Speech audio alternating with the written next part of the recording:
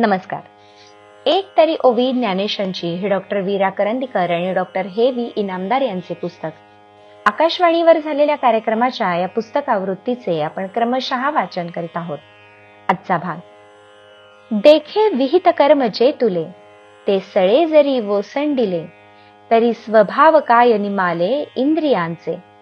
ज्ञानेश्वरीतील अध्याय 3 ओवी क्रमांक 54. कर्म सोडल्यामुळे कर्माचा त्याग होतो हे उगाच काहीतरी बोलणे आहे. जेवढे म्हणून विहित कर्म किंवा योग्य कर्तव्य आहे तेवढं सगळं आपण जरी हट्टानं सोडून दिलं तरी इंद्रियांचे स्वभाव धर्म नाहीसे होत नाहीत, असा या ओवीचा भावार्थ आहे. इंद्रियांचे हे स्वभाव धर्म ज्ञानेश्वरांनी खुलासेवार स्पष्ट केले आहेत.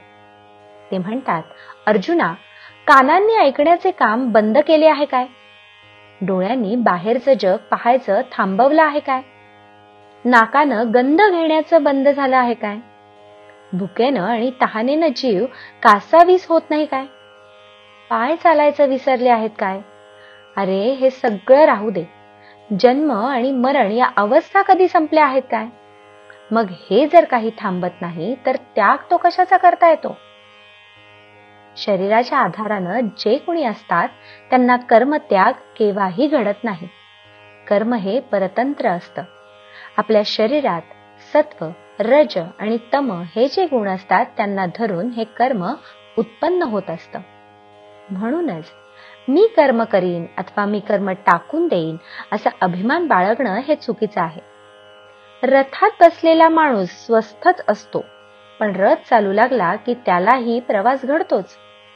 जमिनीवर पडलेल्या पानाला वाऱ्याबरोबर वाहत जावं लागतंच. माणूस कर्मातीत अवस्थेला पोहोचला तरी सुद्धा आपल्या शरीराच्या आश्रयानं तो कर्म करीत असतोच. म्हणूनच जोवर शरीराशी संबंध आहे तोवर कर्माचा त्याग करणं शक्य नाही. तरी सुद्धा आम्ही कर्म टाकलं असं जे कोणी म्हणत असतील ते म्हणून बापडे.